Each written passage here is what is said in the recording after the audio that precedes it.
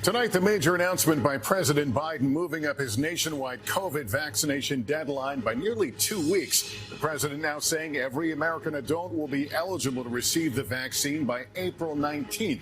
It comes as California, the state hardest hit by COVID, announces a target date to fully reopen. And the news tonight on Moderna. How long does its vaccine protection last? The police instructor who trained Derek Chauvin testifying that Chauvin did not use an authorized neck restraint on George Floyd. And what happened today when Floyd's friend, who was in the car with him as police approached, faced the judge. The Navy medic killed at a military base after shooting and injuring 2 sailors at a separate location. What we're learning. New surveillance of the man who rammed his car into police at the Capitol shortly before the attack. What it shows him buying.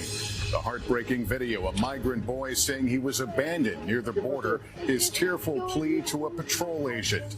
Our series, The American Worker, as more return to the workplace. Can your company require you to get vaccinated? The new home of the All-Star Game revealed. And the hug more than a year in the making, inspiring America. Good morning. We're coming on the air right now because we have just learned from Buckingham Palace that Prince Philip, the husband of Queen Elizabeth, has died at the age of 99. A statement from the palace has been made. It is with deep sorrow that Her Majesty the Queen announces the death of her beloved husband, His Royal Highness the Prince Philip, Duke of Edinburgh. His Royal Highness passed away peacefully this morning at Windsor Castle. Further announcements will be made in due course. We want to go right to Maggie Rulli at Buckingham Palace this morning. Maggie. Hi, George. Good morning. Yeah, just behind me, that flag was lowered to half-staff just moments ago. The palace releasing that statement with their deep sorrow. And George, standing here, it really does. It feels like the end of an era here in Britain, around the Commonwealth and the country. After decades with the Queen standing by her side, the two of them together shaping what the country and the Commonwealth would look like today. The palace, as you just read, confirmed again moments ago that Philip passed away. He's 99, just 2 months shy of his 100th birthday. Now, we did learn he was able to spend his final days at home in Windsor Castle with the Queen by his side. That's where he's been for about the last 3 weeks or so after being released from the hospital, where he was staying for a month undergoing a heart procedure as well as other medical care. Now, again, the country is mourning, asking what we are going to do next. You know, normally a royal funeral would be something that's commemorated widely throughout the country, throughout the UK. But this one, George, it's going to look a little bit different. We're still waiting for details, but due to coronavirus restrictions, the country here in the UK is still under a strict lockdown. Things will definitely look a little smaller. But George, certainly, whatever the size of these celebrations of his life, Prince Philip will be remembered. The legacy will be remembered because, wow, George, what a life he led. 99 years, and all of them were full. More than 2,000 solo engagements, 20,000 solo engagements, more than 2,000 visits in the UK and overseas. I mean, he packed so much life into his 99 years, shaping what the UK would look like today, shaping again what the Commonwealth would look like today. So a legacy that will be remembered. And of course, also looking to the Queen during this time. They were side by side together as they led this country. And George, I think of her right now because this is the first time today in this moment that she is going to be leading the country without her partner by her side. I'd be interested to know, is there someone out there who thinks 2020, good year for me? 2020 was a bad year for a whole lot of reasons. A global pandemic, every sporting event and entertainment event put on hold. Oh, and the potential crumbling of democracy around the globe.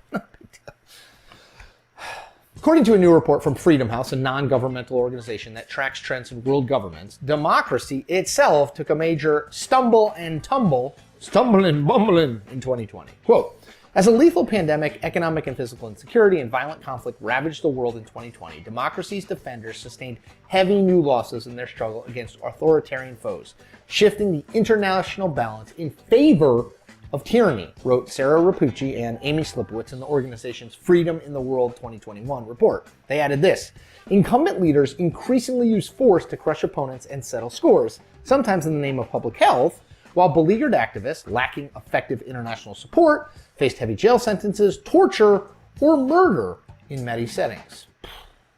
And the numbers cited in the report are striking. According to these stats kept by Freedom House, the democracy scores of 73 countries declined rather than improved over the last year, the largest number measured in the study's 15 years. And yes, if you were wondering, the United States is one of them. In fact, over the last decade, the global freedom score for the US has dropped from 94 to 83, putting it, according to Freedom House, among the 25 countries with the largest declines in that rating over the last decade. Sidebar, the ranking system is actually pretty easy to understand. A score of 100 means the country is totally free, while a score of 0 means it's not free at all, right? So the US just dropped to the equivalent of a B-. Yikes. As the authors wrote, quote, "The final weeks of the Trump presidency featured unprecedented attacks on one of the world's most visible and influential democracies. After 4 years of condoning and indeed pardoning official malfeasance, ducking accountability for his own transgressions, and encouraging racist and right-wing extremists, the outgoing president openly strove to illegally overturn his loss at the polls, culminating in his incitement of an armed mob to disrupt Congress's certification of the results.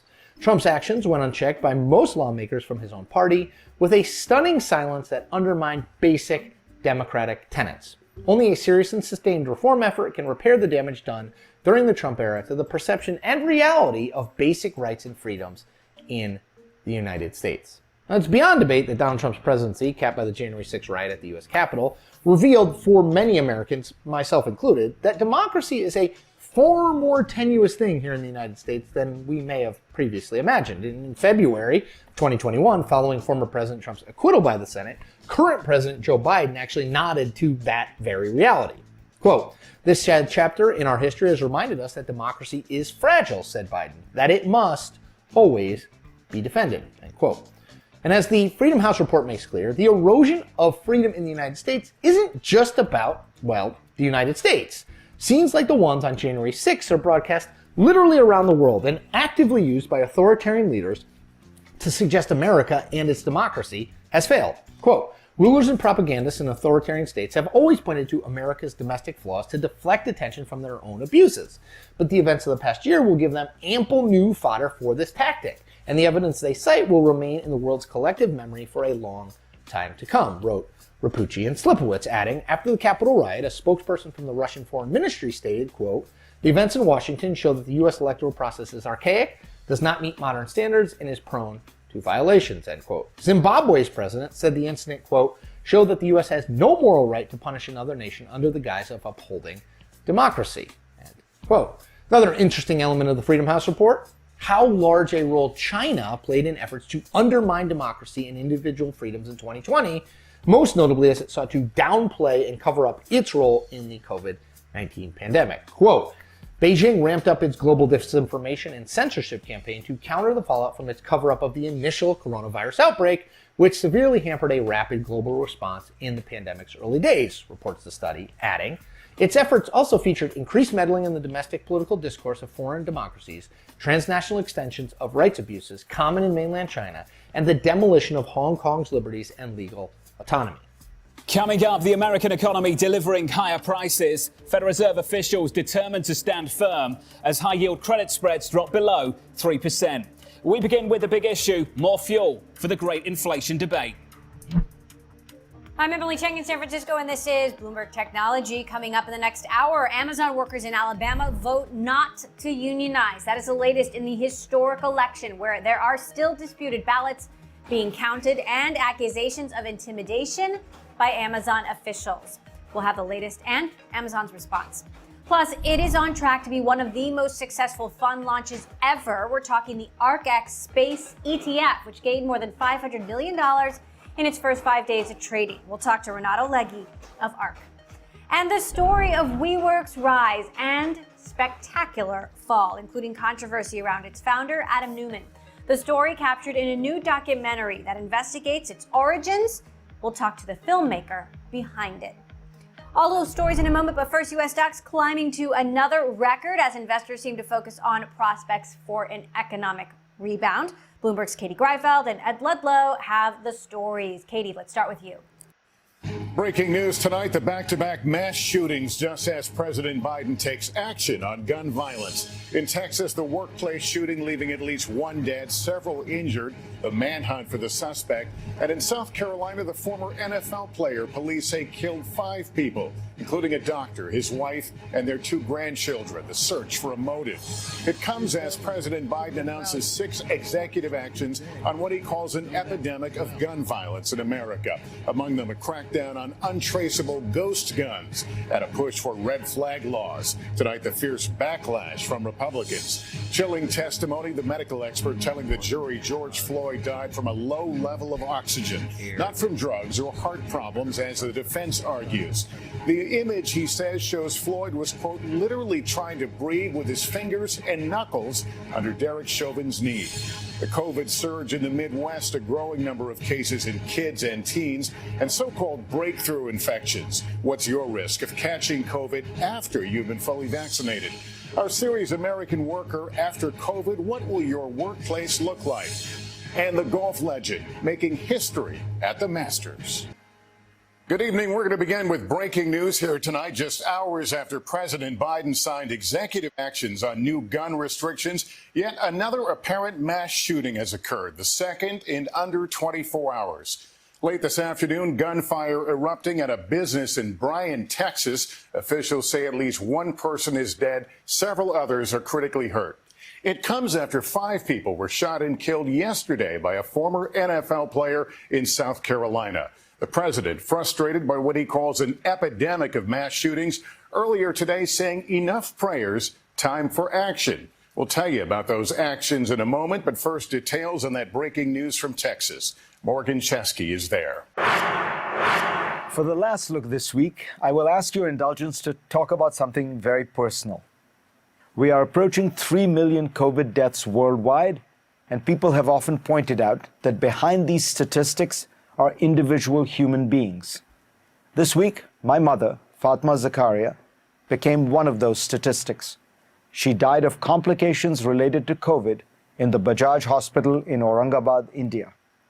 She was 85.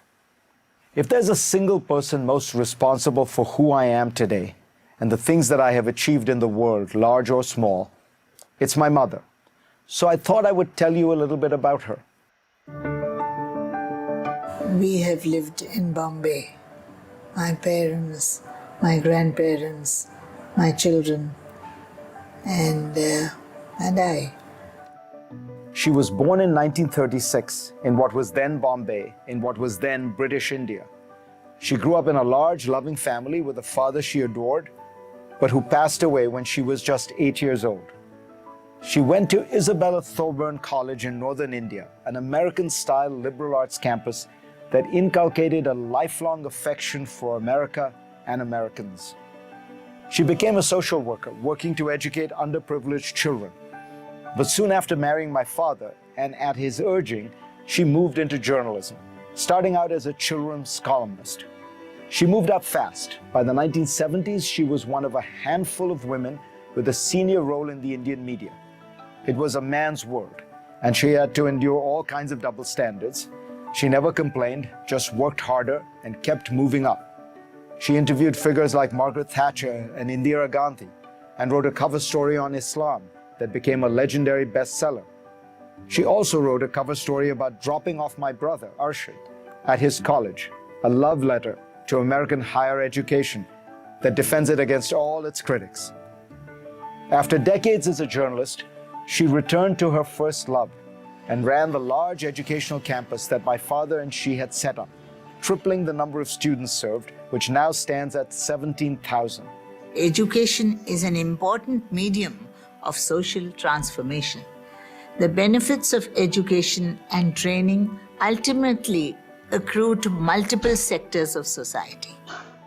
For all her accomplishments, when asked what she was proudest of, she would say unhesitatingly her role as a mother. She was utterly devoted to that job, staying up till the wee hours to help us with homework, but also, crucially, taking us seriously. I remember us kids around the dinner table arguing with her about what should go on the cover of the magazine that week.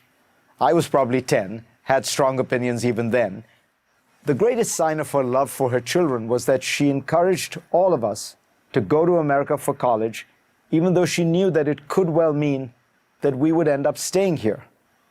She wanted the best for us, even at the cost of her own happiness. People talk about the story of immigration as one big happy tale. But in every immigrant story, there is sadness as well. The sadness of a country, a culture, a family left behind. A mother who would quietly weep at night, distant from the child she loved. I feel that sorrow of distance this week because, thanks to the pandemic, I was not able to see my mother for the last time, nor bury her. Which is why I thought I might take this opportunity and say, goodbye, Ma, I love you.